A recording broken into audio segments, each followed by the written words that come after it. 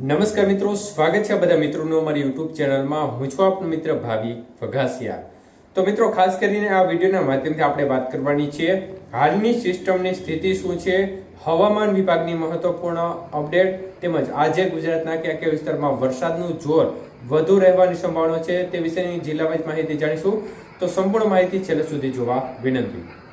તો મિત્રો, ખાસ કરીને ગઈકાલે આગાહી મુજબ જ લગભગ મોટા ભાગના જે આગાહીના વિસ્તારોમાં આપણે વધુ શક્યતાઓ દર્શાવી હતી તે તમામ જિલ્લાઓમાં વરસાદની ગતિવિધિ વધઘટ સાથે જોવા મળી હતી. અને સૌથી વધુ વરસાદ છે તે ભાવનગરના મહુવા પંથકમાં જોવા મળ્યો હતો અને લગભગ 7 ઇંચ જેટલો વરસાદ, ભારે વરસાદ જોવા મળ્યો હતો, જે ભાગ્યે જ ક્યારેક ઉનાળામાં જોવા મળતો હોય છે.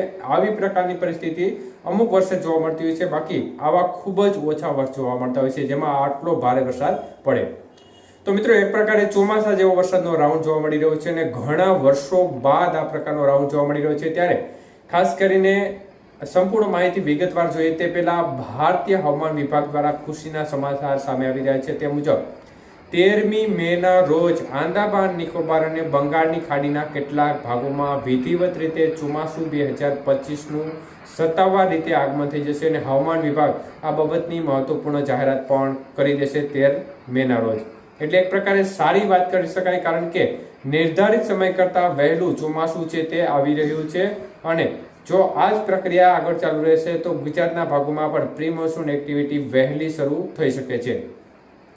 તો મિત્રો, ખાસ કરીને હાલ સિસ્ટમની સ્થિતિ જોવા જઈએ તો સિસ્ટમ છે તે રાજસ્થાનના ભાગો નજીક છે અને સિસ્ટમ વધુ નીચે આવે તેવી સંભાવના છે અને જેને પરિણામે વરસાદની ગતિવિધિ હજી પણ આવતા 3-4 દિવસ સુધી અનેક વિસ્તારોમાં જોવા મળશે. ત્યારે ખાસ કરીને આજના વરસાદના વિસ્તારો વિશે વાત કરીએ તો મિત્રો, સિસ્ટમ હાલ રાજસ્થાનના જે મધ્ય પૂર્વ ભાગો છે એ વિસ્તારો નજીક જોવા મળી રહી છે અને સિસ્ટમની સ્થિતિને આનુષંગિક જે ટ્રોપ છે તે ગુજરાતના ભાગો સુધી આવી રહ્યો છે.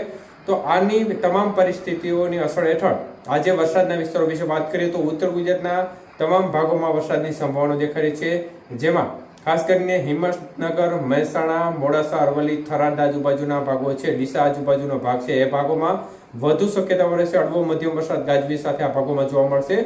તો મધ્ય પૂર્વ ગુજરાતના તમામ સેન્ટરોમાં રાત્રિથી જ વરસાદની ગતિવિધિ જોવા મળી રહી છે અને હજી પણ આવતી 24 કલાકની અંદર આ વિસ્તારોમાં જોરદાર વરસાદની ગતિવિધિ જોવા મળશે, જેમાં અમદાવાદ, વડોદરા, આણંદ, ખેડા, નડિયાદ, ગોધરા, દાહોદ, પંચમહાલ, છોટાઉદેપુર, મહીસાગર સહિતના તમામ જિલ્લાઓ છે. આ જિલ્લાઓમાં ઝાપટાથી માંડી હળવો મધ્યમ અને સીમિત સેન્ટરમાં ભારે વરસાદ આવનારી 24 કલાકની અંદર અનેક ભાગોમાં ચાલુ રહી શકે છે. વાત કરીએ દક્ષિણ ગુજરાતની તો દક્ષિણ ગુજરાતના ભાગોમાં મધ્ય પૂર્વ ગુજરાતને લાગુ દક્ષિણ ગુજરાતના ભાગોમાં વધુ જોર રહેશે, જેમાં ભરૂચ, સુરત, નવસારી, નર્મદા આજુબાજુના ભાગો છે, વાપી આજુબાજુનો ભાગ છે, તે તાપી આજુબાજુના ભાગોમાં વધુ સંભાવના રહેશે. હળવો મધ્યમ વરસાદના ભાગોમાં જોવા મળશે. બાકીના ભાગોમાં પણ ક્યાંક ક્યાંક છૂટાછવાયા ઝાપટા કે હળવા વરસાદની સંભાવના છૂટાછવાયા ભાગોમાં રહેશે, પરંતુ વધુ શક્યતાઓ મધ્ય પૂર્વ ગુજરાતને જે બોર્ડર કાંઠાના ભાગો છે તે વિસ્તારોમાં રહેશે. સૌરાષ્ટ્રની વાત કરીએ તો સૌરાષ્ટ્રના ભાગોમાં આજે વરસાદનું જોર છે તે ખાસ કરીને બોટાદ જિલ્લો છે, સુરેન્દ્રનગર જિલ્લાના ભાગો છે, રાજકોટ જિલ્લો, ભાવનગર, અમરેલી, ગીર સોમનાથ જિલ્લાના ભાગોમાં વધુ સંભાવના દેખાઈ રહી છે.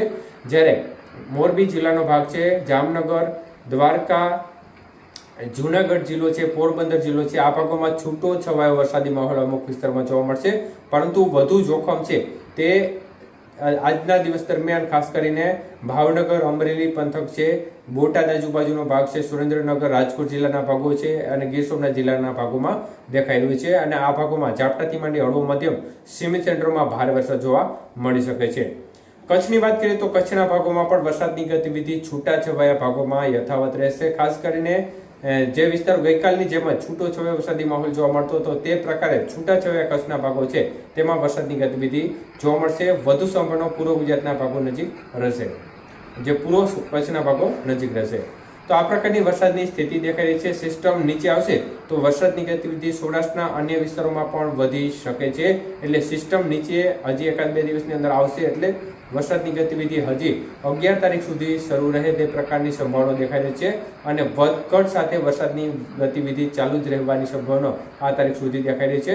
પરંતુ આજે જે વિસ્તારો જણાવ્યા છે તેમાં વધુ જોર રહેવાની સંભાવના દેખાઈ રહી છે. આભાર.